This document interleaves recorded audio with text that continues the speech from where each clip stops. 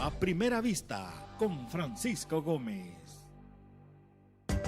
Los conceptos vertidos en la siguiente entrevista no son responsabilidad ni es la línea editorial del 106.9 FM Radio. La entrevista, el punto de vista de los profesionales en temas de interés nacional e internacional.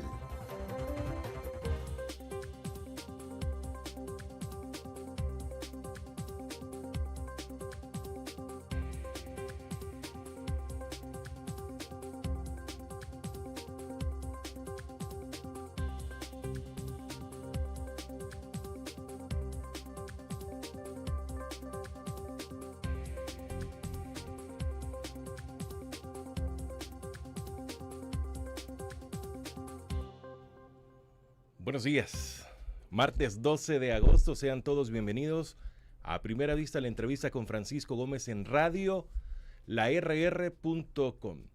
Inmenso el gusto de estar con todos ustedes en esta mañana, reitero, de martes, hoy sí el 100% de los que debemos de andar afuera, hoy sí ya estamos. Todos los colegios, todas las escuelas, las instituciones de gobierno, las autónomas, y por supuesto la empresa privada ya ha regresado. Es un caos completo. San Salvador, San Miguel, Santa Ana, Sonsonate, La Libertad, el departamento de Usulután, completamente un caos. Pero creo que esa es la normalidad y es lo que todos nosotros tenemos.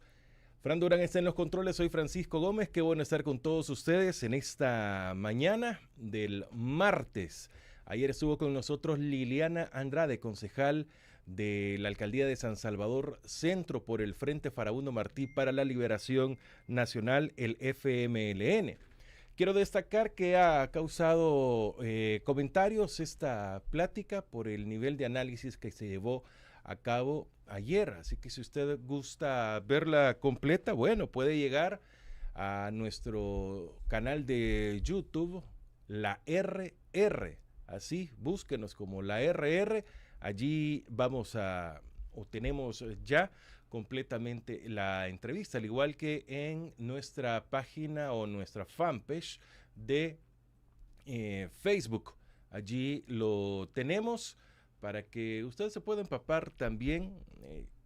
Hay una crítica también un poco generalizada que porque no se habló de la alcaldía, del trabajo que se desarrolla, pero creíamos oportuno también conocer la versión de una periodista que hoy es concejal en San Salvador y que, bueno, continúa con su rol importante dentro de ello. Ayer también anunciábamos de que hoy nos estaría acompañando Misael Mejía, pero por motivos de fuerza mayor ya no pudimos concretar, pero reiteramos que acá estamos como los martes, es costumbre, el analista de la realidad nacional Ramiro Navas nos acompaña. ¿Usted quiere participar? Le voy a dejar desde ya el número para que ustedes estén pendientes. Bueno, si está fuera de El Salvador ya sabe, más 503 7616 8383 7616 8383 es nuestro número o el número que tenemos para compartir con todos ustedes. Bueno, le damos la bienvenida ya a Ramiro Navas, que se incorpora a la plática. Muy buenos días, buenas tardes, buenas noches. Ramiro, bienvenido a la RR en A Primera Vista. Muy buenos días, estimado Francisco, a todos los amigos y amigas que nos están escuchando una vez más en este martes de reflexión de nuestra realidad nacional e internacional. Contentos de seguir pudiendo aportar para esta conversación, para esta construcción colectiva de conocimiento. Bueno, perfecto, Ramiro. ¿Ya estamos en época de calor realmente o todavía no? No, esto aquí está terrible. Esto está terrible. Si ustedes buscan ahí en internet, sí. Han sido, esta semana que recién pasó, el verano ha estado intenso, acalorado. No es exclusivo de El Salvador. No. Y lo que pasa es que es distinto, es porque allá el calorcito por lo menos es algo húmedo, ¿vea? Pero aquí con este calor seco. Pero igual, un poco los latinoamericanos que andamos por aquí, sobre todo los centroamericanos, nos sentimos un poquitito más en casa. Sí, con estos calorcitos. acorta un poco la distancia que se tiene, Ramiro. Bueno, me alegra de que esté acá para que podamos compartir con la gran audiencia. Bueno, fíjese que ayer leía y que por cierto el jueves estará con nosotros el diputado Francisco Lira, donde él está instando a su partido a no presentar candidato presidencial para el 2027.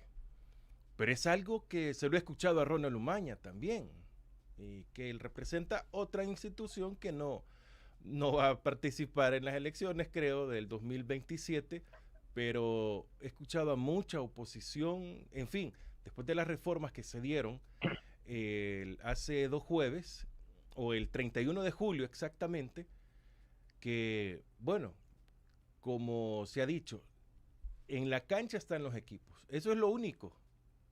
De allí la pelota, el árbitro, la afición, las reglas, el uniforme, la transmisión, el análisis, el VAR, todo está del lado de Nuevas Ideas acá. ¿Cuál es su opinión, Ramiro? ¿Debemos o no debemos? Esa ha sido una plática, creo que se está teniendo en los últimos días, en que debemos o no debemos, digo debemos porque somos El Salvador, participar, o se debe o no se debe participar para la candidatura presidencial, porque unos dicen que es legitimar la candidatura de Nuevas Ideas, que se presume que será Nayib Bukele, o dejar el espacio libre para que ellos continúen, porque ayer la misma Liliana Andrade nos decía en la entrevista, ¿ustedes creen de que si no se participa, ellos se van a sentir mal que solo ellos van y que sí ganaron? No, dice, a ellos no les importa eso, pero en fin, Ramiro, su opinión. Sí, bueno, creo que esto es el debate que naturalmente se iba a abrir después de la reforma constitucional que aprobaron antes de la semana de vacaciones. O sea, esto es exactamente hacia donde nos tenía que llevar este asunto, ¿no? Porque la decisión que se ha tomado es adelantar el proceso electoral para el año 2027. O sea, vamos a tener elecciones presidenciales en el año 2027, nos guste o no nos guste. Creo yo que a quienes somos demócratas, a la mayoría no nos gusta porque están, como decimos en buen salvadoreño, chachajeando el sistema electoral, ¿no? Es una cuestión complicada. Pero como lo hemos dicho en otros espacios, y yo lo insisto mucho, el propósito que tienen Nuevas Ideas al hacer este adelanto de las elecciones es garantizarse la mayor cantidad de tiempo posible ejerciendo el poder absoluto. Quieren aprovechar que tienen este control tan amplio todavía y que el nivel de desencanto de la gente todavía se mantiene en niveles que sigue siendo favorable para ellos, aunque ya no es tan cómodo como era antes. Pero entonces van a aprovechar para usar el 2027 como una especie de referéndum de confirmación, como una votación en la que la gente revalide ese apoyo no solo a Nuevas Ideas como conjunto, sino a Bukele particularmente. Y esto, como le hemos dicho, pone a la oposición partidaria en una situación complicada, pone al país en una situación complicada, pero particularmente a la oposición la complica en el sentido de que muy seguramente no había ningún partido que estuviera ya preparado, que estuviera ya listo para abocarse a un proceso presidencial. Y de mi parte, y ojalá que tanto en la transmisión en vivo como en la retransmisión podamos provocar conversación sobre esto. Yo me pongo a disposición. Muy poco se habla de la intimidad a veces de los partidos políticos, ¿no? Pero en mi caso, que yo formé parte de uno, en mi calidad de activista, en mi calidad de ciudadano, que estuve en la dirección nacional de un partido, creo que a veces le haría bien a la gente ver cómo funcionan estas cosas, porque a veces la gente de fuera ve la institución de partido político como una cosa inmensa y compleja y bien estructurada, pero hay un conjunto de procesos humanos que ocurren dentro de esas instituciones, de contradicciones, de conflictos, de aspiraciones, que determinan estos procesos. Entonces, aunque los partidos tengan figuras, aunque los partidos tengan estructuras, tengan una dirección, no es tan fácil la labor de definir las candidaturas. Es un proceso bien complicado. En los tiempos de antes, ¿no? Cuando había dos partidos, digamos, tradicionales, dos partidos mayoritarios, la gente de esos partidos se peleaba y se peleaba y se peleaba por llegar a las candidaturas. El pleito era meterse en la lista de los candidatos, llegar a ser candidato. Y que este va en tal casilla y que este va en tal casilla. Si se acuerdan ustedes, seguramente lo harán, hasta hace como década y media, incluso para diputados no venían las fotos en las papeletas. Se votaba por una lista que los mismos partidos armaban y dentro del partido se decidía quién iba a ir en la casilla 1, en la casilla 2, en la casilla 3. Entonces, ¿cómo se iban a repartir los escaños? Viene una reforma electoral que hace que sea la misma gente la que pueda decidir quién de la lista de cada partido entra a la asamblea. Entonces, en esa época, preparar una elección era difícil porque había que lidiar con, o sea, digamos, para una dirección de un partido político, fuera cual fuera, fuera el Frente, fuera Arena, fuera el PDC, el que fuera. Era difícil porque en ese tiempo había que administrar todo ese montón de gente que quería participar y ser electo funcionario público por la razón que fuera. Entonces se hacían grupos y había a veces elecciones internas y que miren, hay que negociar con este y hablar con este. Y es parte del diálogo cívico de la democracia, eso no lo tenemos que ver mal. Porque al final la idea es que la institución del partido sirva como un filtro para seleccionar dentro de esa ideología a los cuadros más potables, a los cuadros que pueden ejercer una mejor función y de esa manera que el electorado tenga de entre lo mejor poder elegir lo mejor. Así debería funcionar la democracia electoral. Pero entonces digo, en esta época la gente se peleaba por estar y la organización de las elecciones dentro de cada partido era cómo administrar con que, bueno, pero si yo pongo a este en la casilla 1, se enoja aquel que quería la casilla 1 también. Y este es aliado, este que está aquí en Morazán es aliado de aquel que tienen en Santa Ana, y si le doy la casilla 1 a este en Morazán, voy a tener que darle al otro en Santa Ana. Entonces, estar haciendo esa, que es parte de la democracia. Ahora es al revés, ahora es distinto. Ahora para los partidos ya no es de estarse peleando porque el montón de gente quiere participar.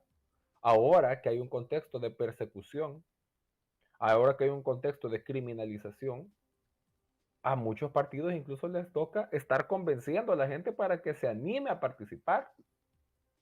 Y la carrera ya no es de cómo administrar al montón de grupos que quieren formar parte, sino cómo convencer a los grupos de que se sumen. Y esto es un síntoma también.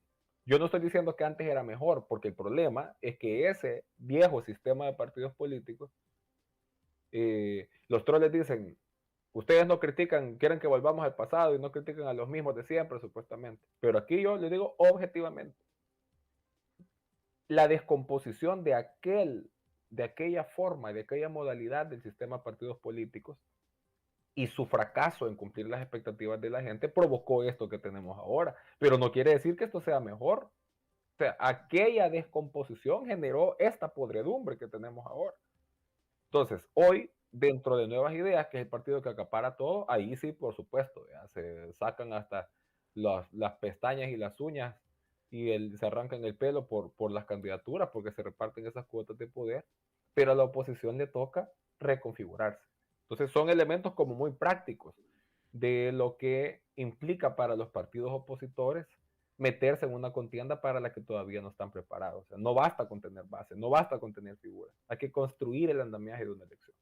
Pero además viene sumado el gran debate, que es lo que planteaba Francisco, de cuál es el propósito político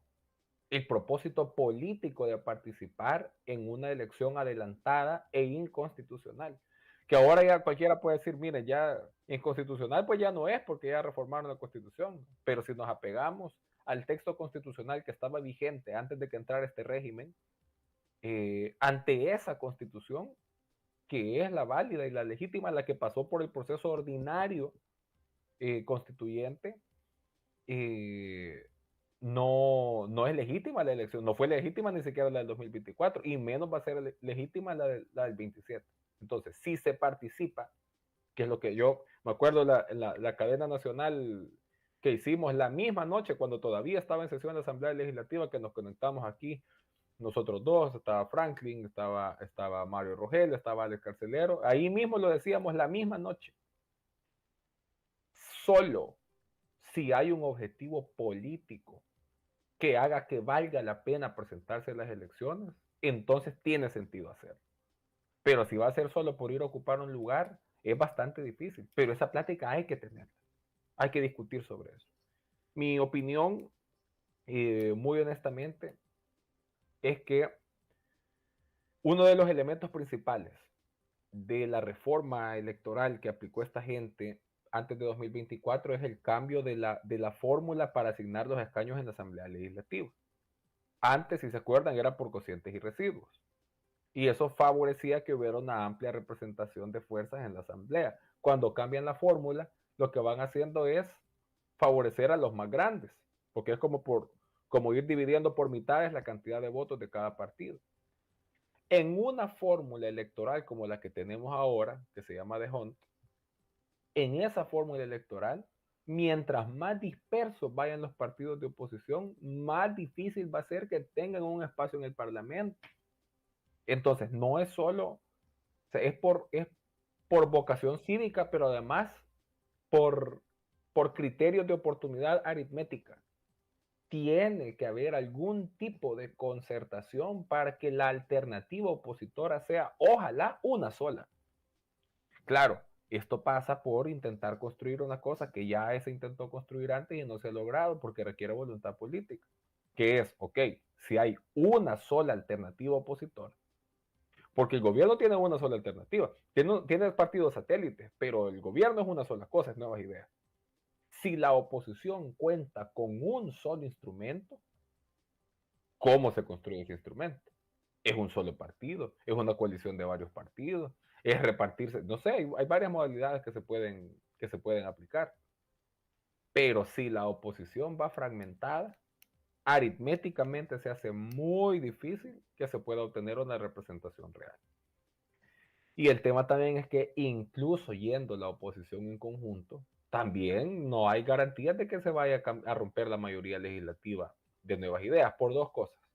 Lo primero, porque todavía tienen algún nivel de popularidad, aunque ya no sea tan grande como lo era hace un par de años o meses. Pero todavía tienen algún nivel de popularidad y todavía es bien difícil poder decir, sí, miren, el conjunto de la oposición es más grande que el conjunto de los simpatizantes del gobierno. Creo que es difícil y quizás me atrevo a decir que no estamos todavía en ese punto, aunque nos estamos acercando. Pero esa es una razón, porque no dan, pareciera, los números legítimamente como para que haya un cambio de correlación en la Asamblea. Pero además que incluso si los hubiera, incluso si hubiera la cantidad de caudal electoral como para quitarle la mayoría a Nuevas Ideas, de todos modos tienen cooptada el Tribunal Supremo Electoral, de todos modos tienen cooptada la Fiscalía, de todos modos tienen cooptada la Corte de Cuentas. Entonces, todo este andamiaje, toda esta institucionalidad que se requiere para llevar una elección que sea justa y que sea válida y legítima, no está garantizado. Entonces, incluso si la oposición ganara en las urnas, es bien difícil que sin la instancia de fiscalización se pueda mantener una alternativa de victoria. Todos estos son los elementos que se tienen que explorar y que se tienen que analizar, y los podemos ir desmenuzando si quieren uno por uno. Este naturalmente es uno de los temas en los que más me he involucrado, es en lo que he trabajado en la última media década, no desde fuera, sino desde el terreno de los hechos. Creo yo, ya llegando a los llamados de los partidos, tanto de la postura de Francisco Lira como de lo que manifestó Liliana Andrade, que a ambos los conozco, a ambos los respeto, a ambos los admiro mucho, creo que ambos están haciendo una labor muy valiente en este momento, y que ambos son personas que tienen el reconocimiento de que los partidos políticos no deberían de conducir, sino participar dentro de un proceso amplio. Pero ahí tenemos dos posturas, que podría ser la postura institucional de sus partidos o no, porque hasta donde sé, y bueno, y si Frank, tú tienes otra información, tú me corriges, pero hasta donde sé, ninguno de los tres partidos políticos de oposición ha establecido una postura concreta sobre la elección presidencial. No tengo en el radar si ya el Frente lo hizo. Pero concretamente, sobre lo que ha dicho el diputado Francisco Lira, de que Arena no se presente a las elecciones, creo que tiene la validez en función de lo que he estado diciendo. Que si es para presentarse divididos, solo va a ser una legitimación del régimen y avanzar en la descomposición de los partidos. Ahora, si nos vamos a la postura de la concejala Liliana Andrade, también hay un punto válido en el sentido de que de todos modos se van a quedar con todo el poder. Y las únicas dos maneras son que lo hagan libremente y a sus anchas sin que nadie se les ponga enfrente, o por lo menos ver cómo se les estorba y cómo se les pone una piedra en el zapato. Pero insisto, esta segunda opción solo es viable si hay una fuerza opositora con la suficiente capacidad, con el suficiente potencial como para plantarle cara, ya sea para ganarles en elecciones o para obtener más espacios, o para hacer una documentación sistemática que prevenga el fraude, que es lo que nos hizo falta en la elección del 2024.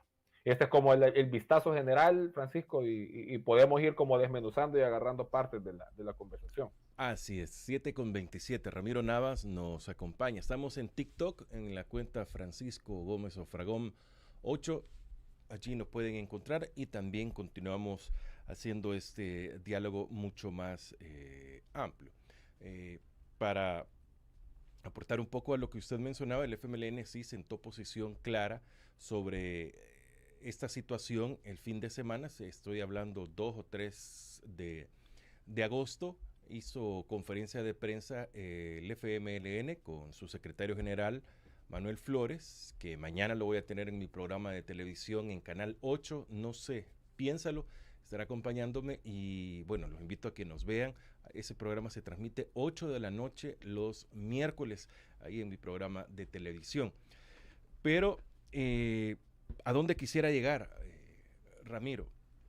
O sea, y no solo en la presidencial, hay otros que dicen que en nada se debería de participar, pero vengo y me llama mucho la atención lo que usted decía. O sea, hoy los partidos están rogando por el desprestigio que tiene, por los mismos de siempre y toda esa tontera que nos siguen metiendo en la cabeza. O sea, el día que ustedes se den cuenta de que únicamente nos están metiendo esas ideas en la cabeza. O sea, si los partidos políticos son obsoletos, si es una nueva forma de hacer política y todas esas cosas que nos dicen, entonces, ¿y qué es nuevas ideas? ¿Por qué lo utilizan? Ah, no, es que lo ocupamos únicamente porque es la única vía. ¿No se dan cuenta que les ven la cara? Y aún en los mismos partidos hay muchos que piensan esto, pero ¿qué tan difícil es la selección de un candidato? Por ejemplo, cualquier partido, cuando hoy por hoy se presume que según encuestas, según popularidad, según las condiciones en las que estamos, no hay posibilidades de ganarle, por lo menos en la presidencial. Entonces, ¿por qué todos quieren? ¿Es un ego? ¿O qué significa ser candidato presidencial, Ramiro? Aunque usted nunca lo ha sido, pero ha estado muy de cerca de ello. Sí, bueno, y hemos trabajado con algunos candidatos presidenciales. Yo no tengo ninguna vergüenza en decirlo. Yo participé en la campaña de Hugo Martínez, por ejemplo, cuando se presentó en el 2019 por el Frente. Fui uno de los miembros del equipo de campaña de Luis Parada y Celia Medrano en la elección de 2024. Ya tenemos algo de recorrido en campañas presidenciales y sé decir que naturalmente para el historial de una persona, poder haber sido candidato presidencial, incluso en condiciones adversas, puede ser una cuestión valiosa, ¿no? Para el recorrido personal. Ahora, el tema es que para cualquier cargo de elección popular, cuando un proyecto representa un conjunto de intereses sociales, cívicos, democráticos, populares, como se les quiera llamar, no debe ser nada más la representación de sí mismo, sino que esa candidatura tiene que ser la representación de una colectividad. Yo sé que aquí puede haber gente que no simpatice mucho con las últimas etapas de aquel gran analista Dagoberto Gutiérrez, Yo mismo le reprocho muchísimo que haber tenido toda esa trayectoria de lucha para terminar siendo un casi ideólogo de nuevas ideas, una cuestión lamentable. Pero hay varios de los conceptos que él incorporaba que valen la pena. Y decía Dagoberto Gutiérrez en algún momento, que una cosa es el candidato, decía, y otra cosa es la candidatura. Y la candidatura es todo ese revestimiento. El candidato es la persona humana o candidata, pero la candidatura es este revestimiento que tiene alrededor, cuando la persona deja de ser sí misma y se convierte en la representación de un proyecto colectivo, de un proyecto que representa un conjunto de ideas sobre el país, sobre la economía, sobre las relaciones sociales, etc. Entonces, ¿por qué es tan difícil la selección de candidaturas en este momento? En el ámbito más humano, porque obviamente quien se meta sabrá que es una batalla prácticamente perdida, que es David contra Goliat, pero posiblemente hasta sin el zurrón y las piedritas, vea, solo el puro David, al menos así pinta hasta este momento. Pero luego, porque si no hay un programa claro, si no hay una definición clara de cuál es el objetivo político, estratégico que se persiga al participar en una elección, también se hace demasiado. O sea, la selección tiene que pasar primero porque sea un buen perfil, pero segundo porque sea un perfil que corresponda, que coincida con esa visión de lo que se persigue detrás de las elecciones. Y eso es extensivo también para la Asamblea Legislativa. O sea, desde un análisis estrictamente electoral se sabe que si hubiera un árbitro imparcial, si el Tribunal Supremo Electoral funcionara de la forma correcta e independiente, la apuesta principal tendría que estar ahora en la Asamblea Legislativa y en reducir este bloque aplastante, aplanador que tiene nuevas ideas en el Parlamento con la cantidad de votos y de curules que tiene. Entonces sería fácil decir, bueno, enfoquémonos en la Asamblea Legislativa. El tema es que ahora, pues sí, con el tribunal cooptado, ¿cómo se va a lograr esa operación de quebrarles esa mayoría? Es casi imposible. Entonces, ¿qué se necesita para las planillas de diputados y para la figura que vaya de presidente? Gente que, uno, tenga la entereza, la capacidad, la solvencia para aguantar lo que implica una campaña. Uno. Dos, el andamiaje institucional que se necesita para llevar a cabo una campaña, que es la gente, el recurso, porque en las campañas se va recurso, la capacidad de transmitir un mensaje, la capacidad de meterse en medio de un ecosistema tan sucio y tan contaminado como es el de la opinión pública actualmente. Y tercero, y para mí lo más importante, esta construcción de la candidatura alrededor de estos dos otros elementos. O sea, se necesitan personas, se necesitan estructuras y recursos. Pero con el conjunto de las personas, las estructuras y los recursos se construye esta candidatura que debe proponer un proyecto alternativo de sociedad. Si solo nos presentamos para no hacérselo tan fácil a estos y para que alguien les haga estorbo, algún efecto podrá tener, pero a mi juicio será mínimo. Lo que tiene que hacer, ya no solo la oposición quizás, o sea, lo que tiene que hacer la resistencia, la expresión social organizada, cívica, democrática, popular, ¿qué tiene que hacer? Proponerle al país un modelo alternativo de sociedad. Un país que se escuche, que se vea, que se sienta, que se diga diferente. Diferente de lo que tenemos ahora y diferente de lo que teníamos en el pasado. Y por eso yo insisto mucho en esto. No queremos volver atrás. Conmemoramos los acuerdos de paz, conmemoramos la Unión Nacional Opositora de los 70, conmemoramos la huelga de brazos caídos del 44, todas las gestas heroicas de nuestro pueblo las conmemoramos, pero no es porque queramos regresar a ese pasado, es porque en las líneas que quedaron escritas de aquel pasado se esconden las claves para descifrar un mejor futuro. Entonces dicen, ustedes estaban a gusto cuando los pandilleros andaban en la calle matando. No, señor, ¿quién iba a estar a gusto con eso? Nadie. Nosotros no queremos volver a eso, nadie quiere volver a eso, pero creemos que cuando uno está enfermo no es como que cualquier medicina valga, tiene que ser un antídoto que cure estructuralmente el problema. Entonces, ¿por qué para Nuevas Ideas se hace fácil tener listas y listas y listas de gente que quiere ser candidato, porque pues sí, como ellos han repartido todo el botín, ahí entre ellos se van a agarrar entre ellos para despedazarse por las candidaturas, por los bloques, los grupos que tienen dentro de ese partido. Para la oposición es más difícil porque hay que encontrar a esa gente valiente. Y viene otra cosa, hablando, aquí si quieren vamos a hacer una charla sobre el funcionamiento interno de los partidos, hagan sus preguntas, las preguntas que quieran y les vamos a ir contando. Fuera más fácil si el sistema electoral salvadoreño permitiera decir, vaya, San Salvador tiene ahora 16 diputados.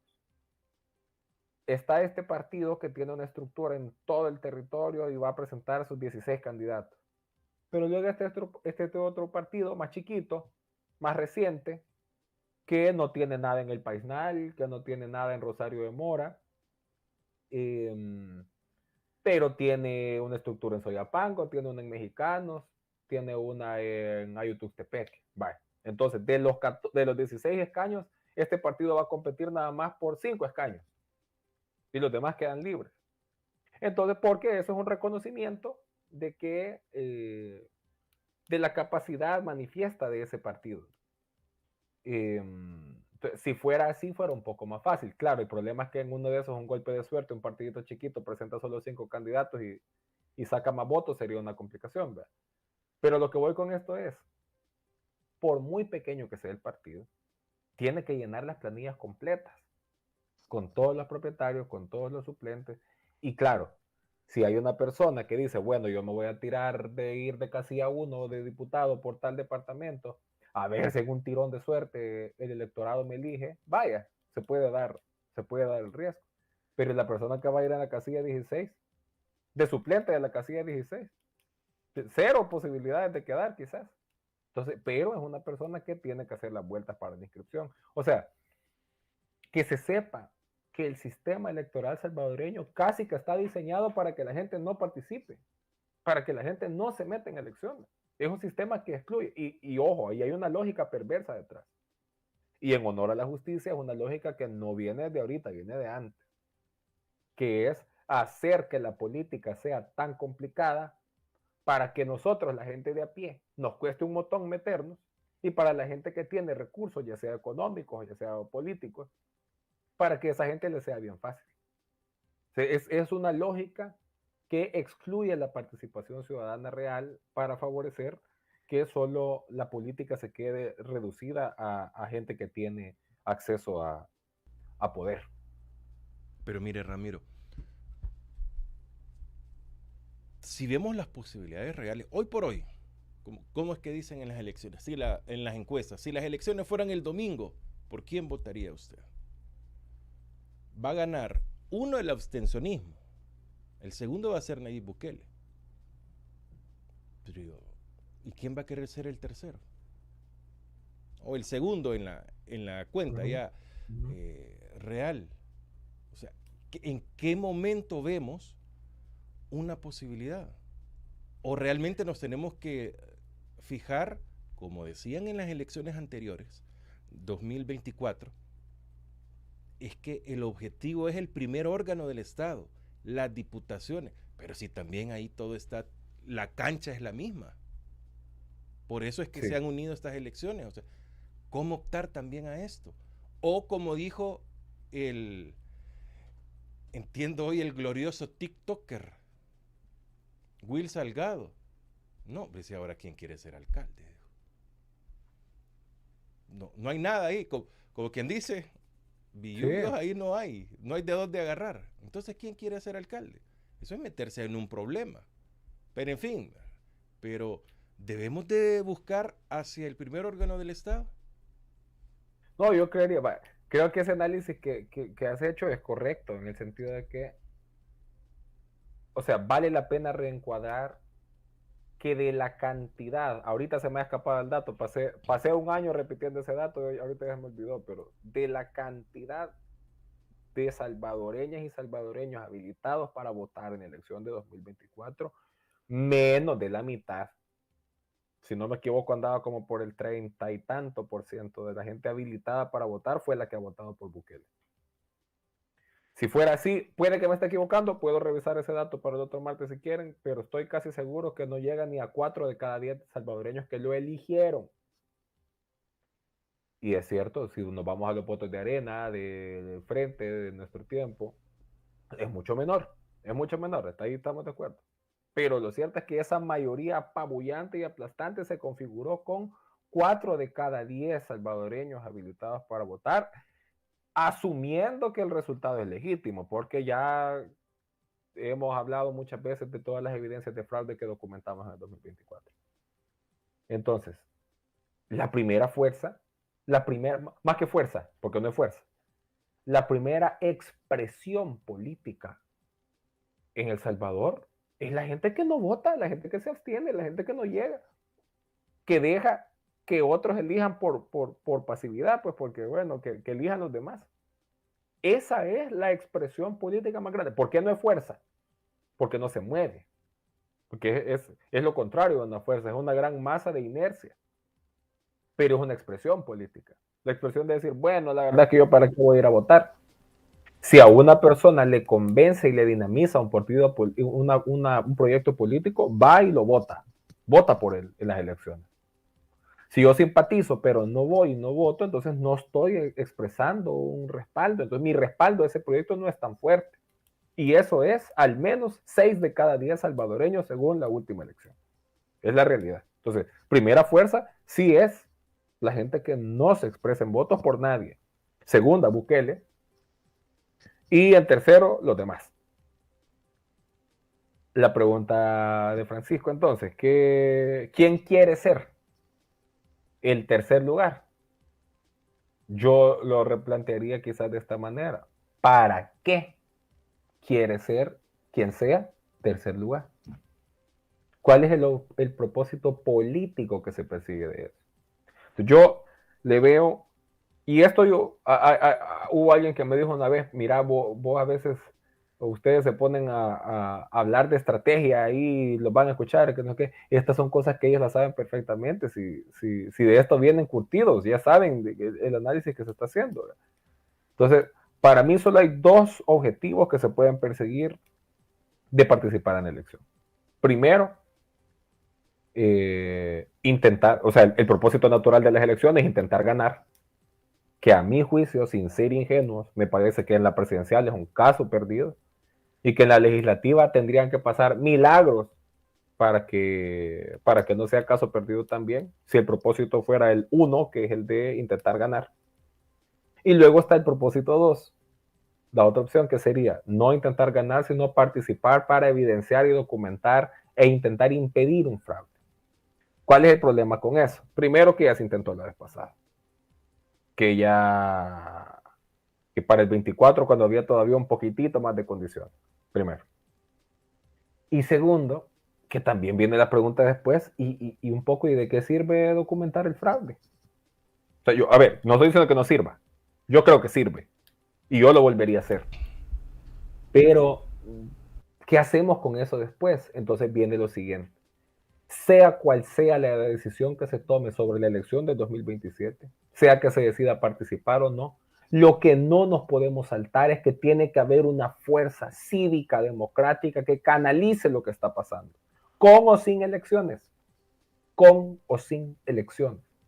Pero si existe esta fuerza social que va más allá de los partidos políticos, si existe este sujeto ciudadano, democrático, como se le quiera poner, este sujeto colectivo, social, tiene que ser capaz de encauzar ese descontento que cada vez crece más y convertirlo en un proyecto alternativo de país. Y al convertirlo en un proyecto alternativo de país, construir una plataforma que permita llevarlo. Creo que en este momento, para lo que nos alcanza, en todo caso, es por un programa de transición, por un programa de restauración nacional. Porque yo digo, ya no solo es la pregunta de quién quiere quedar abajo de Bukele, es, ¿y si le gana? ¿Quién está en capacidad de reconstruir institucionalmente el país que el bukelismo está dejando? Entonces va a requerir un programa de restauración nacional que tendrá que ser muy atractivo, que tendrá que ser muy novedoso, que tendrá que ser muy genuino, para que logre convencer a la gente. Entonces, independientemente de cuáles sean los escenarios, de que si se participa o no, se necesita un sujeto social que tenga la claridad, una lectura del momento y que pueda encauzar esto que está ocurriendo. A pesar de todo esto, la popularidad de Bukele no va en alza. Se mantiene, a veces baja, a veces vuelve a subir un poquito, tiene bajones, tiene caídas, pero digamos que está todavía en un campo de comodidad. No va a subir de ahí. Bukele no va a ser más popular de lo que ya es. Solo puede tender a mantenerse o a bajar. Si baja, ¿qué pasa con ese descontento? Perdón, alguien tiene que canalizar ese descontento, y a mi juicio, con el cariño, ya mencioné a varios, no es secreto que yo siento una profunda admiración por gente que está en varios de los partidos de oposición, profunda admiración, genuina, sincera, con los 3 diputados que están en la oposición, que me parecen personas valientes, que aunque tengan sus diferencias entre ellos, es lo sano de la democracia, tanto con ellos, con gente del FMLN que no está en la asamblea, pero que tienen concejales, etcétera. En los 3 partidos hay gente muy valiente. Ahora, con el afecto que se le pueda tener a la gente valiente que está en esos partidos y a sus estructuras y a sus bases, yo, y esta es mi opinión muy personal, compartida con varias personas con las que he hablado estos días, yo no creo que en uno solo de los partidos actuales esté el caudal político todavía como para plantarle cara a Bukele en el 2027 si se van solos.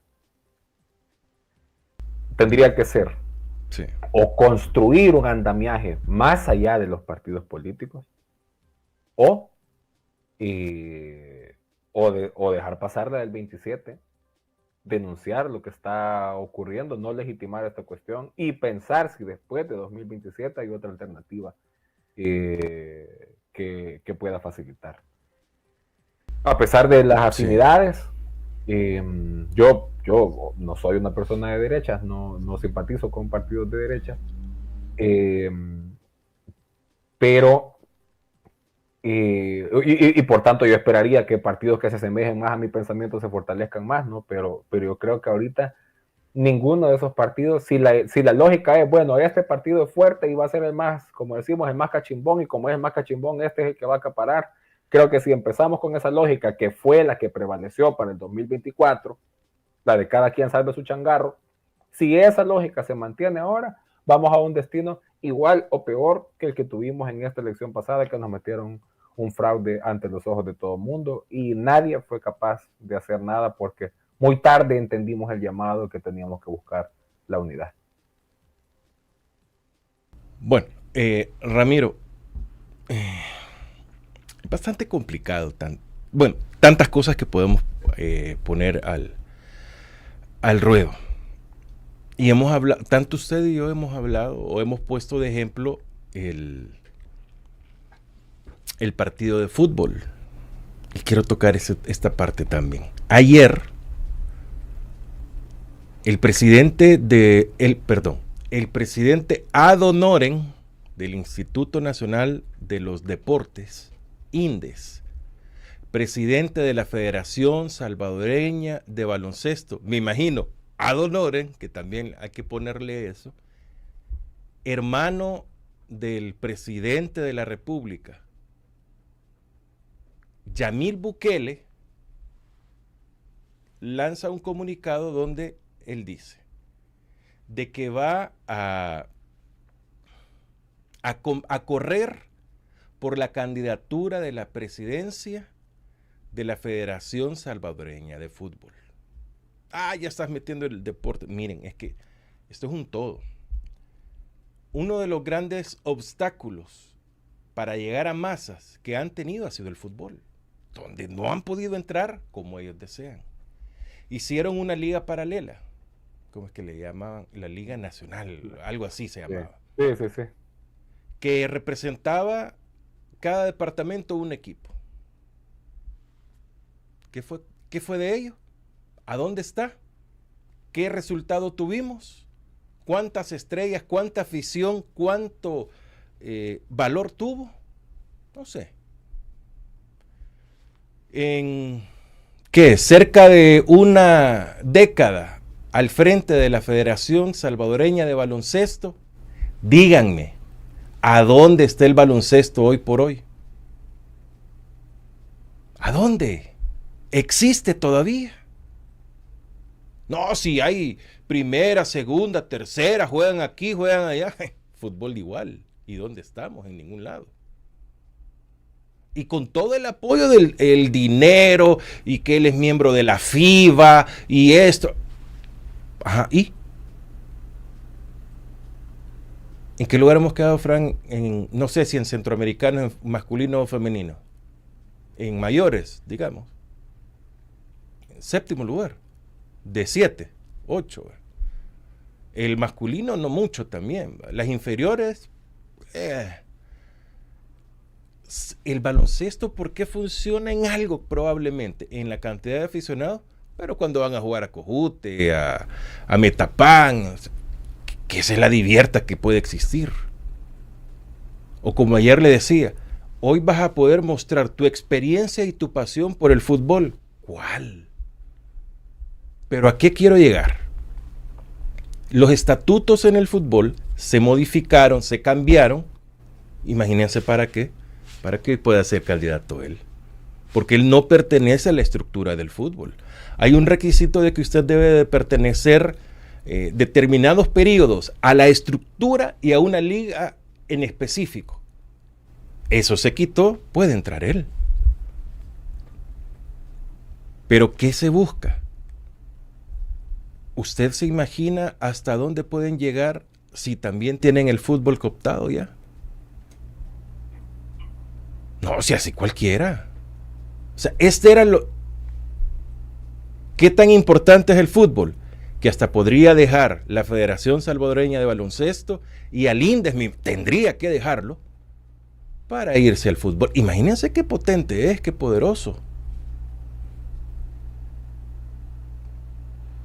Y no me extrañaría que se quiera postular para presidente en algún momento. Hay que postularlo para ver si le gusta al hermano. Eso. Pero ¿a qué quiero llegar? No van a dejar, pero ni un espacio, sin que ellos sean los que lo dominen, lo controlen. Y usted se imagina en el fútbol, ¿no? Ya salieron cosas del destino. Los equipos nuevos en la primera división son los primeros en dar su apoyo y que sí van a votar por él. Un fuerte candidato a la presidencia ya se retiró. Esto ha pasado en menos de 24 horas. Periodistas nuevos, creo yo que son periodistas, pero que sí tienen voz en medios oficiales. Como yo le dije ayer a uno, que lo conozco y lo estimo, se te salió la foca que llevas dentro. Ya, y que el fútbol va a progresar y todo eso. O sea, ¿hay algo que ellos no quieran controlar, Ramiro? No, evidentemente no están dejando espacio para nada, pero es que además están leyendo los momentos. O sea, sí, no es casual el momento en el que un hermano del presidente está tomando esta iniciativa, teniendo la función que tiene en el INDES. O sea, ya midieron que pueden hacerlo a sus anchas, que pueden hacerlo libremente, y así lo están haciendo y así lo van a seguir haciendo. O sea, desde que empezaron habíamos visto a los hermanos del presidente participando en comitivas internacionales a nombre del gobierno salvadoreño. Y uno se pregunta, bueno, ¿y a qué horas los elegimos? O sea, podrán ser inteligentes, podrán tener contactos, lo que ustedes quieran, pero ¿quién los eligió? ¿Por qué están actuando en representación de un Estado? No tienen esa legitimidad. Claro, un simpatizante fanático del gobierno va a decir que sí, porque nosotros les elegimos. O sea que para la elección del 2027, para la presidencial, tiene que venir toda la familia Bukele en la foto de la papeleta, porque a todos los estamos eligiendo. Al menos al grupo cercano, ¿verdad? Entonces, esta cuestión que se está ocurriendo con la federación forma parte de esta lógica de cooptación, de tomarse las instituciones. Y además pone de manifiesto que ellos están calculando que para la gente con que, así como aquella marca de medicamentos alemana, famosa, que tiene un eslogan que a mí nunca se me olvida, como aquí tal vez conseguimos que nos den una dotación de pastillas, aunque sea por la mención, ¿vea? Pero dice aquella marca, si es Bayer es bueno. Entonces estos están queriendo meter la filosofía de que si es Bukele es bueno. Pero lo cierto es que todo por lo que pasa la marca Bukele en El Salvador ha tenido resultados cuestionables. Si es que aquí a nivel de país, así cierto, que lo único en lo que Bukele podría decir que algún resultado tiene es en el tema de seguridad, y alrededor de eso es que ha configurado todo. Pero la verdad es que la inmensa mayoría de las otras cosas no es que le hayan salido bien. Y venimos de experiencias personales de la familia Bukele, incluso en la que incluso en el ámbito privado, no es que hayan tenido un gran éxito considerable, pues a comparación con otros grupos empresariales. Entonces, pero ¿por qué lo están haciendo? Porque quieren incentivar y convencer a la gente de que si viene de ellos está bien, de que ahora a ellos les corresponde tomarse el poder. Que no nos sorprenda si hay más hermanos o más parientes de Bukele llegando a otros espacios con esas características. Es una cuestión bien complicada. Es incierto lo que pueda pasar con el deporte y particularmente con el fútbol a nivel nacional después de esto, ¿verdad? Porque cuando se dan situaciones como estas, totalitarias, autoritarias, es bien fácil que todo mundo busque, todos los que tengan un poquitito, una cuota de poder o de privilegio, se van alineando con el poder para no perder sus privilegios. Eso es de lo más común. Y naturalmente va a haber dentro del ámbito del fútbol quienes se vayan a alinear con ellos para conservar esa esfera de privilegio. El tema es qué viene después. No lo que sea de beneficio para las cúpulas, en este caso del deporte, sino verdaderamente para el pueblo, pues para la afición. Si al final, ¿por qué ellos tienen tanto interés en el tema deportivo? Porque saben que eso es lo que mueve las pasiones de la gente. ¿Y por qué el deporte mueve las pasiones de la gente? Porque uno está tan necesitado de tener identidad, de sentir que hay logros, que hay festejos, que algo nos pertenece. Yo aquí en este territorio donde estoy ahorita, una de las reivindicaciones más bonitas que hay son los equipos de fútbol. Claro, que este es uno de los epicentros globales del fútbol, el Estado español. Y aquí donde estoy yo ahorita, por ejemplo, el amor que se siente por el Athletic de Bilbao, que hasta uno se lo transmiten, pues. Porque claro, es identidad y uno se siente orgulloso de lo propio. Entonces, un país merece, por supuesto, tener federaciones y tener selecciones que sean exitosas, que sean competitivas, que se sientan propias, que nos hagan sentir ese fervor, ¿no? Y entonces, ¿por qué se lo toman los Bukele? Porque saben que ahí tienen un control directo sobre las emociones de las masas. Y además de la cantidad de dinero que puede llegar a mover una industria, porque al final, nos guste o no nos guste, es una industria, no la industria del fútbol. Entonces sí, forma parte de este esquema de cooptación de las instituciones, debería ser escandaloso. En cualquier otro país normal, solo con esto ya fuera un escándalo descomunal, pero para nosotros los salvadoreños es nada más una cuestión del día a día. Un día más en la actual república o ex república de El Salvador. Este es el último tema que toco para ir con los comentarios. Sí. La ley anticorrupción aprobada en febrero por la Asamblea Legislativa para prevenir, detectar, investigar y sancionar actos de corrupción en el ejercicio de la función pública inició su vigencia ayer. Su ámbito de aplicación incluye a todos los funcionarios, empleados públicos, servidores públicos, agentes de autoridad y autoridades públicas de cualquier órgano de gobierno, instituciones del Estado, de las municipalidades, instituciones oficiales autónomas y desconcentradas, y a los particulares, ya sean personas naturales o jurídicas. Imagínense el alcance.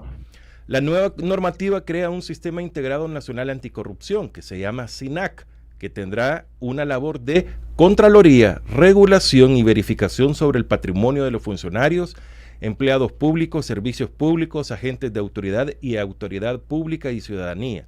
El ente rector será la Fiscalía General de la República. La ley también crea un Centro Nacional Anticorrupción, también adscrito a la Fiscalía, donde van a ejecutar acciones de inteligencia de prevención, investigación y persecución de la corrupción. La SINAC deberá crear protocolos claros para el intercambio de información en tiempo real, manteniendo un monitoreo constante para asegurar sus políticas. Entre las novedades de la normativa de esta ley anticorrupción, da a la Corte de Cuentas de la República un acceso irrestricto a la información de declaración jurada de activos y pasivos que deben presentar los sujetos obligados al Ministerio de Hacienda. Dicen las malas lenguas, y la mía que no es tan buena, que más de la mitad de los funcionarios de este país, desde el primero hasta los que están allá abajo, no han presentado todavía sus declaraciones patrimoniales, ni siquiera de las elecciones pasadas. Altos funcionarios, desde el primer funcionario de este país, pero en fin, ¿no?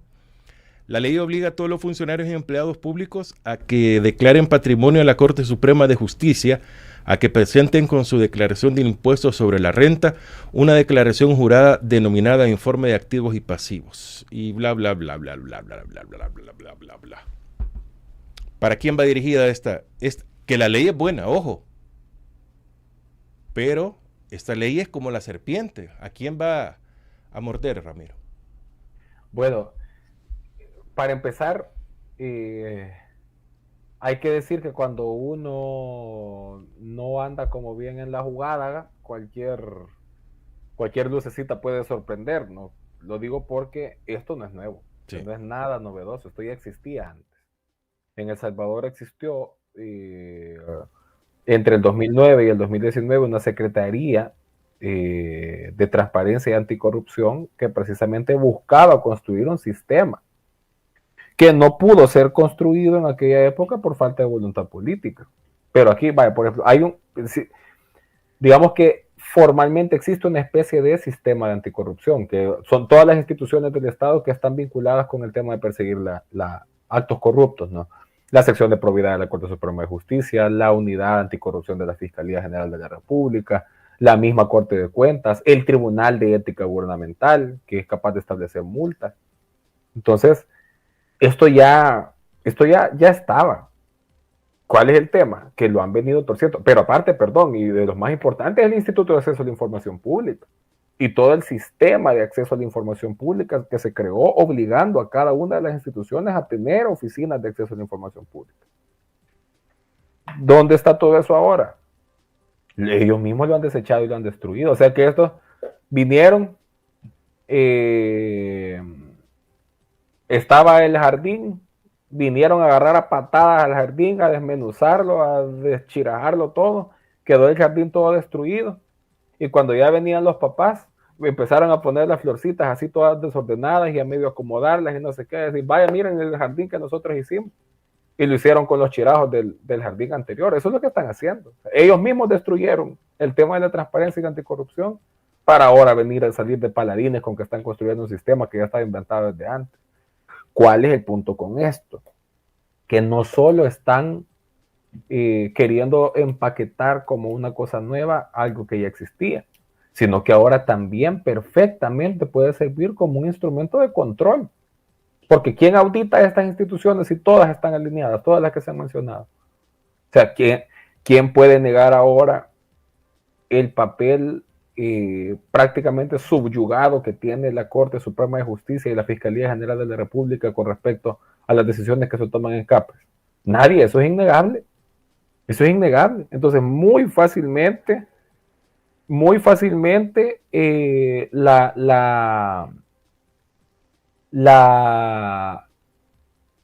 esta institucionalidad que se cree se puede traducir en una persecución, en un instrumento de persecución contra la gente. ¿Ve? O sea, vaya, por ejemplo, personas particulares, dice, pero ¿y cómo? O sea, una de la lógica de la corrupción, para que se entienda como corrupción y no como otra cosa, es que implica fondos públicos. De ahí viene la corrupción. Si no es otra cosa, si es entre particulares, puede ser una estafa, puede ser un hurto, hay muchas otras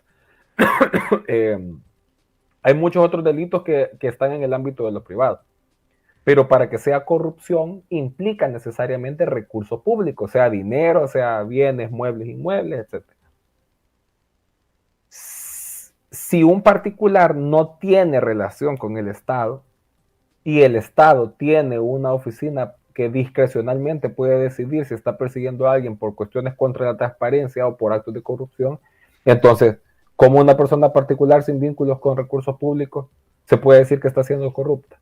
Pero esta gente sí va a poder hacerlo y van a poder procesarlos por supuestos actos de corrupción.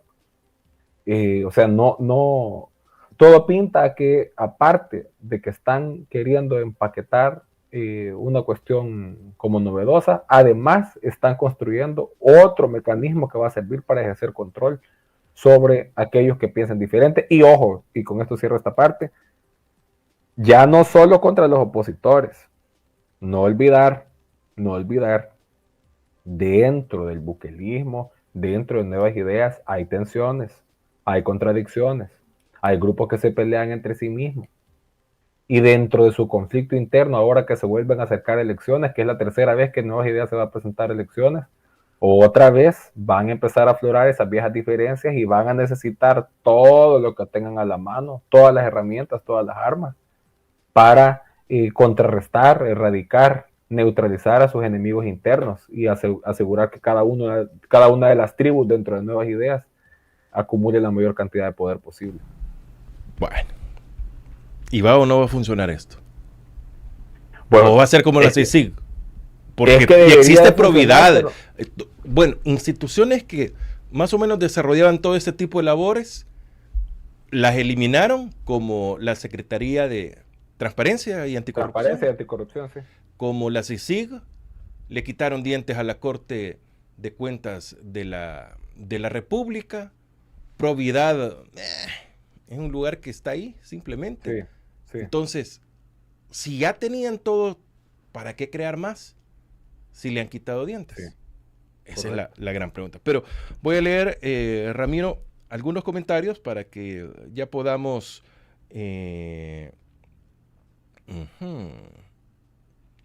Permítame.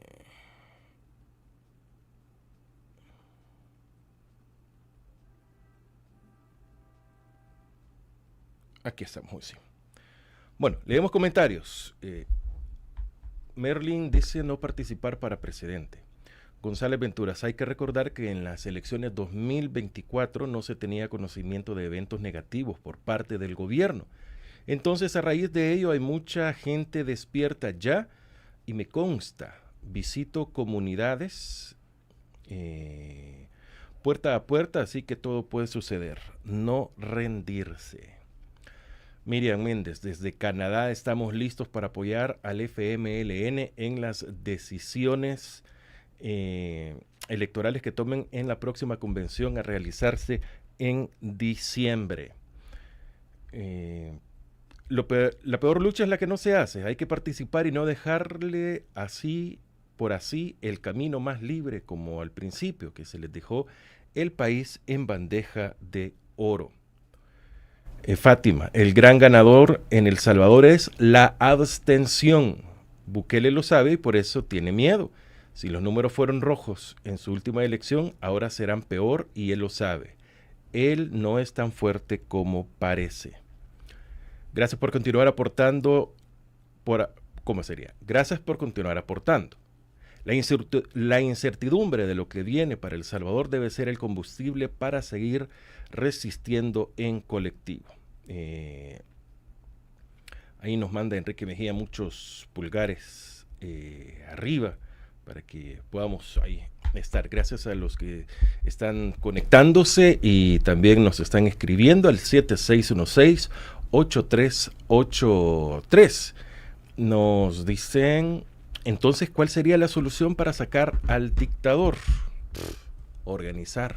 Eso. Es que esa solución es para todo. Organización es algo fundamental, pero aquí vamos. Sandra Rivas, buenos días. Francisco Lira, eso no es bueno para nosotros, para ustedes, los areneros. Participar en eso sería rendirse. ¿O no era así? Estos areneros no terminan de despertar, correcto. Como votantes nos quieren hacer creer que todo está perdido. Alfonso Recinos, se discute si participar o no, y el señor Yamil Bukele va por la presidencia de la Fast Food. Esa familia lo quiere todo. En efecto, esa es la ruta, ¿no? Así parece.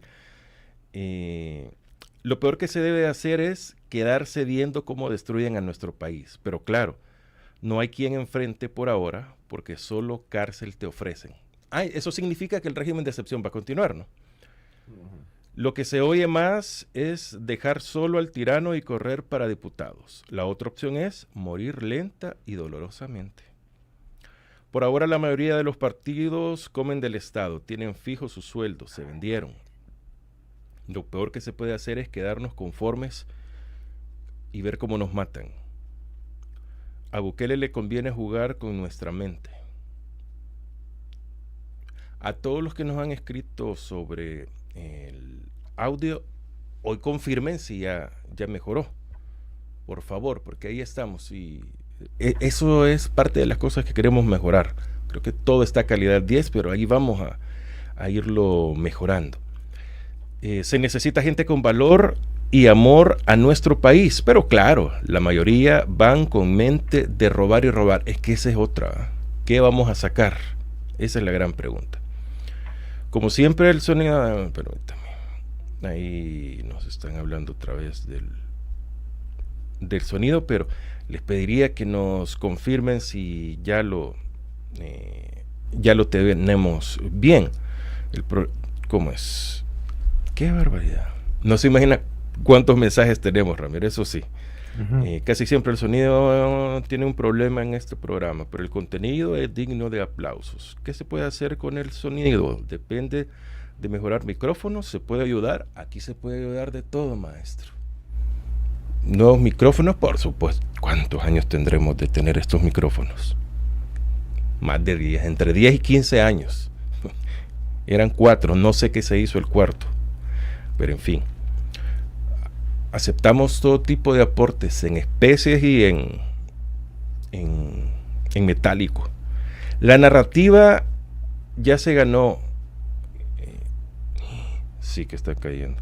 La narrativa ya ganó, es eterno. No creo que dejarle a nuestros hijos y nietos un país de porquería sea una opción. Yo también. La maldición de la política del país es que el poder está en los oligarcas, en el sistema jurídico, en los medios, en el ejército. La izquierda, por mínima que sea, lo tiene todo en contra.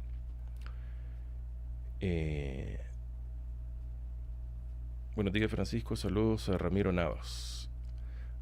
La gente no sabe lo que quiere. Dicen, denle videitos tontos de TikTok y luces LED y vivirá y morirá feliz. Vayan a ver los partidos de los TikTokers. Eso es lo que tenemos. O sea, no es malo que vayan, ¿verdad? Pero ese es el fiel reflejo. Eso es el fiel reflejo de lo que tenemos como sociedad.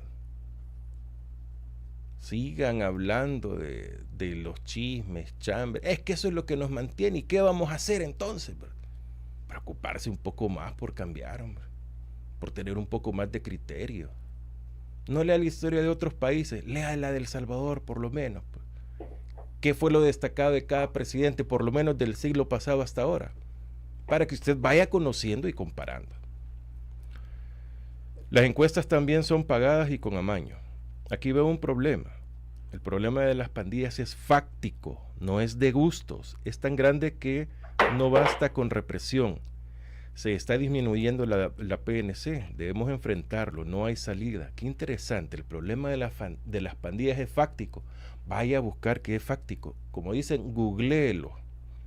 Hay un reportaje del New York Times, creo que fue el fin de semana o a finales de la semana pasada, sobre lo idiotizados que estamos por los dispositivos.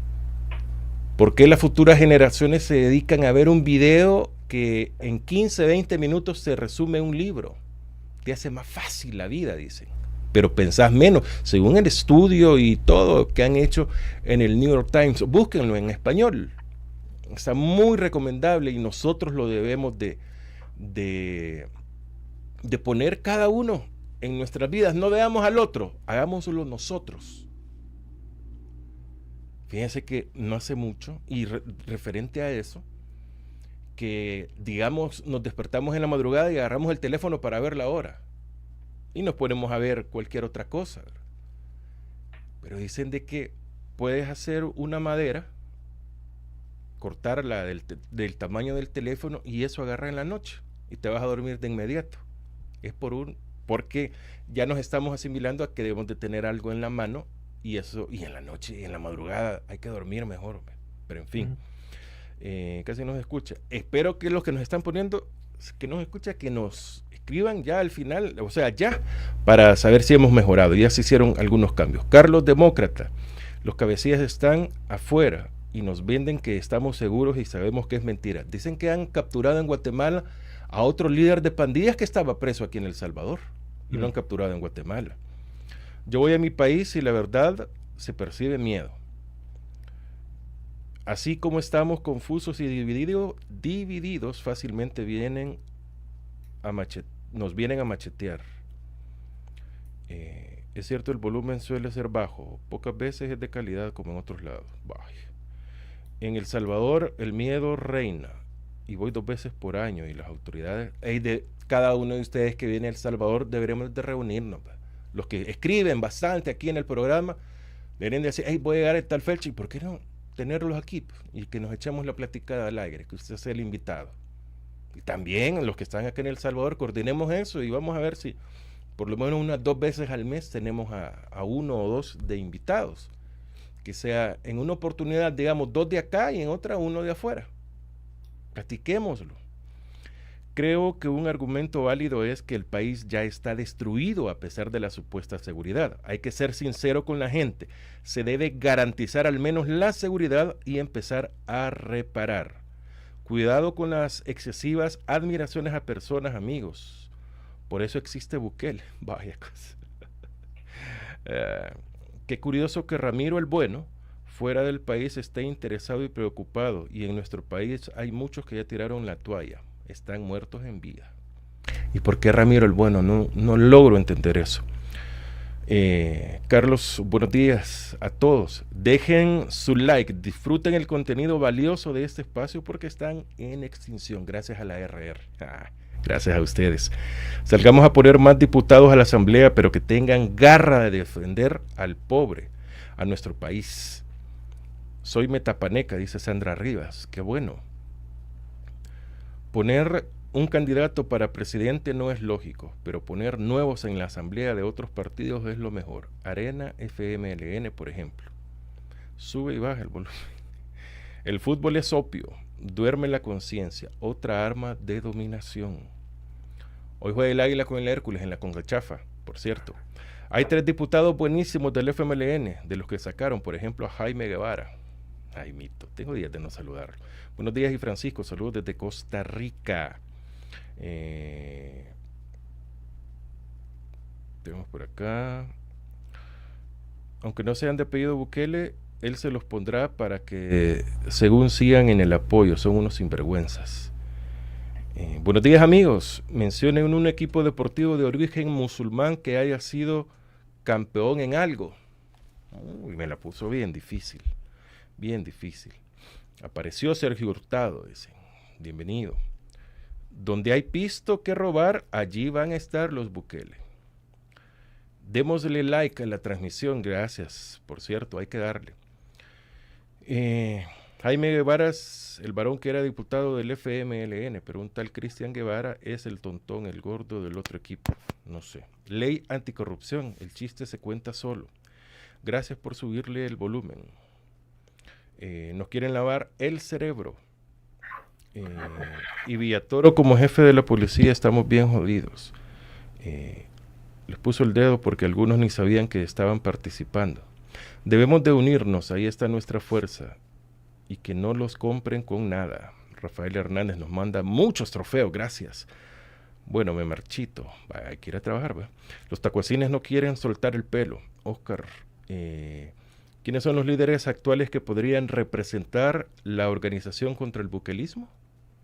Considero que mientras los problemas eternos de los salvadoreños, como la diferencia económica injusta, por consiguiente la extrema pobreza, dejar solo al tirano no es la mejor opción. Recordemos que él tiene mañas. Además, él hasta puede nombrar candidatos de partidos afines al oficialismo, llamados PDC, PCN gana, y dejan afuera a los demás. Se escucha bien, eso tiene doble filo. Al principio estaba bajo el volumen, ahora está bien. Nuestro pueblo está educado para improvisar, con una cultura de la inmadurez y temor impide libremente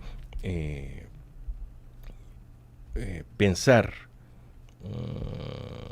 Bueno, ahí me quedo porque es tarde, 8:21. ¿Algún comentario sobre los comentarios, señor Navas?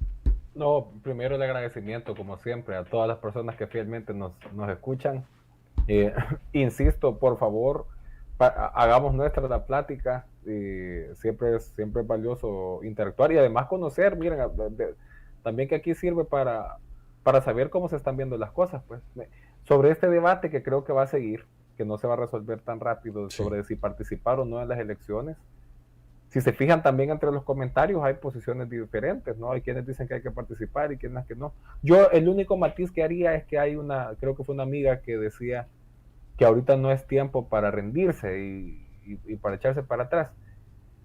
Yo creería que no participar en la elección no significa necesariamente que nos estamos rindiendo, aunque no estoy diciendo que esa sea la vía. O sea, digo que lo que se decida, ya sea participar o no participar, tiene que ser sobre la base de una estrategia más grande y de una visión que entienda que lo electoral es un componente, pero no lo es todo. Y quizás ni siquiera es lo más importante. Lo más importante es, uno, la organización social, volver a colectivizar la experiencia de la vida humana, porque ahora estamos tan encerrados en nosotros mismos, en la pantalla del teléfono. El sistema nos ha hecho estar cada quien aislado en su pedacito, en su metro cuadrado. Tenemos que volver a la colectividad, a la otredad, al vínculo humano que existe entre todos y todas.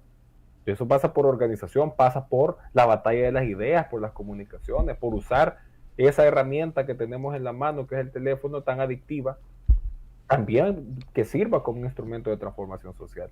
Y luego, cuando eso se condensa en una estrategia, en una fuerza social que construye un proyecto de país, ahí vendrá el tema de las elecciones. Entonces, si cada quien tiene afinidad por su partido político, le voy a dar un consejo. Porque es cierto lo que decía otro ahí, que esto de estar admirando a figuras individuales, eso no lleva a ningún lado bueno. Yo estoy consciente. Y para quienes somos de izquierda, una de las cosas que más daño le ha hecho a los proyectos de transformación social es el culto a la personalidad. Porque no son los individuos, son los colectivos los que transforman. Ahora, siempre se necesitan un par de figuras que sean representativas, que conduzcan, que aporten. Pero yo les digo, a quienes son simpatizantes de los diferentes partidos políticos que existen actualmente, si ustedes son simpatizantes, favorezcan que sus partidos salgan al encuentro de una cuestión más grande que sí mismo. Si un partido por sí solo pudiera enfrentar al régimen, ya se habría hecho. Y yo sé que cada partido puede tener su victoria. Fíjense que fue una cosa bien curiosa, porque de los 3 partidos de oposición que quedan actualmente, uno puede decir que quedó en segundo lugar en la presidencial. Otro puede decir que se quedó con la mayor cantidad de representación municipal y hasta con la única alcaldía de oposición del país. El otro puede decir que aumentó casi por 3 sus votos en la Diputación de San Salvador. O sea, todos tienen victorias simbólicas. Pero si cada quien se agarra su victoria única y sobre la base de esa quiere construir un mito de que su partido es la alternativa, mejores cosas habían antes y no se ha logrado. Entonces yo insistiría. Yo no estoy diciendo hay que participar o no hay que participar. Estoy diciendo que se tome esa decisión sobre la base de un proyecto de mediano y de largo plazo. Y eso muy difícilmente va a venir de fuerzas que estén divididas entre sí. Y no hablo solo de los partidos. Socialmente se tiene que construir una fuerza concertadora y amplia que sea representativa de todos aquellos que desde donde estemos queremos ver un país diferente y mejor. No una vuelta al pasado, pero no mantenernos en esta improvisación esta autocracia, en esta gentrificación del presente. Si tienen temas que consideran que podemos hablar de otra semana para ir profundizando, yo creo que ya va a ir calentando esto, sí. Fran, y aquí como somos nosotros sí somos transparentes, cada vez más va a ir tocando quizás los martes, dedicarle aunque sea un ratito a ir dándole seguimiento al comportamiento de lo de las elecciones, porque prácticamente dentro de unos meses vamos ya a entrar en una etapa casi preelectoral, y habrá que ir comentando lo que vaya ocurriendo. Mire, el doctor Clovis Mondragón dice, me gustaría opinar, vamos a tenerlo en un programa un día de estos. Sí. Aquí es importante que reflexionemos entre nosotros, pero ojo, no debemos de quedarnos solo en la reflexión. Hay que actuar. O sea, aquella frase que, no sé qué, pero yo se la escuché a Dubón, de las redes a las calles.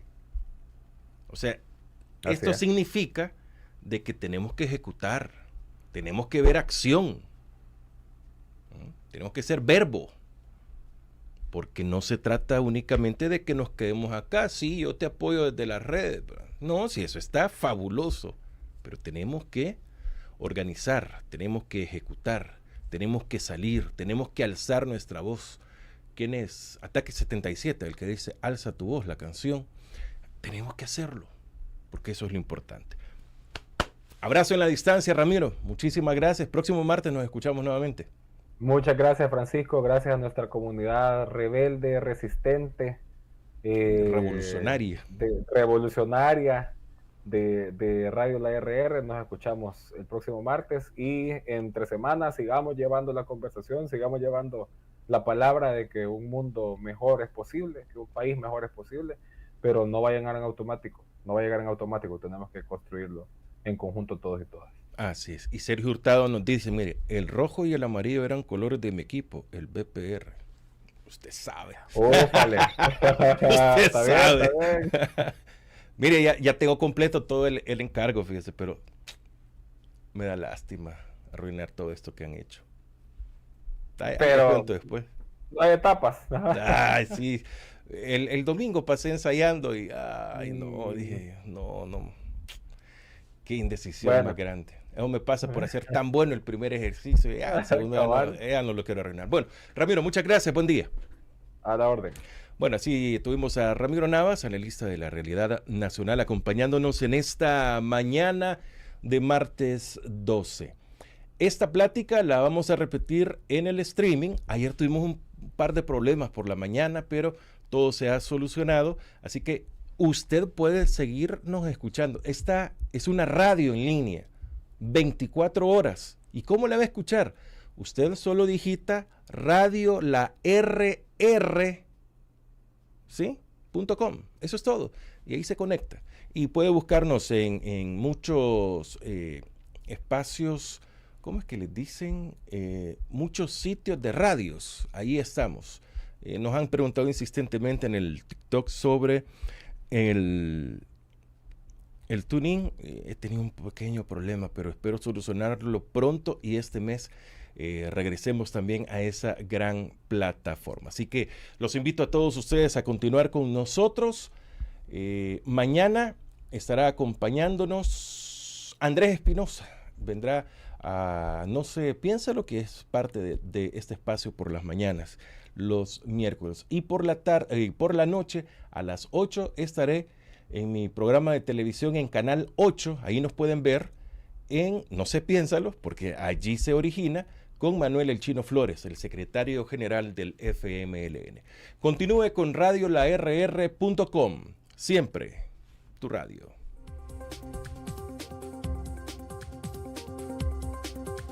La entrevista, el punto de vista de los profesionales en temas de interés nacional e internacional.